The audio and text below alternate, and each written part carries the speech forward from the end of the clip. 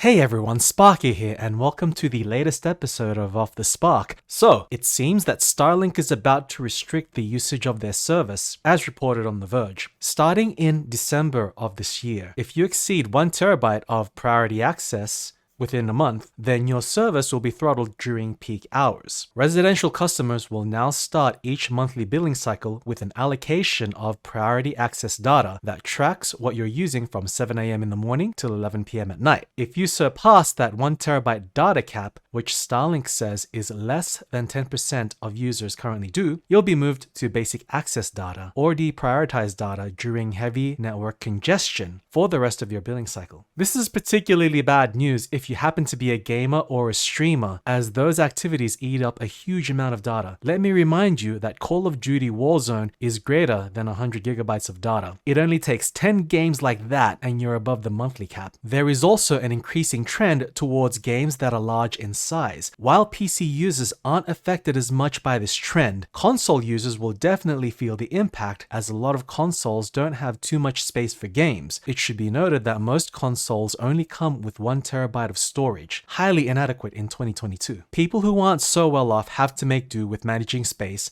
by deleting and reinstalling games as needed. So you can see how it becomes very easy to hit the data cap if this is your storage management method. Starlink has said that if you want to buy more priority access data, you can at the cost of 25 cents per gigabyte, and any data used between 11 p.m. and 7 a.m. doesn't count towards your priority access tally. If you have already exceeded your monthly data cap, then it would cost you $25 just to download a single game. You'll notice I'm using Call of Duty Warzone as an example, as it is one of the first games to reach that threshold. It also makes calculations easier due to the 100 gigabyte file size. Also, Call of Duty Warzone is a very popular game which is played by many people. Back to the point, I don't advise downloading games when data is being throttled, at least if you don't like waiting around. RV and portability satellite internet customers can't get priority access at all, while there are different brackets for anyone with a business account or who's using Starlink at sea. So as you can see, this change mainly affects accounts that are fixed, like residential areas, as it seems to be the main source of priority access traffic. As stated, other account types do not have priority access. Starlink claims that its internet is a finite resource,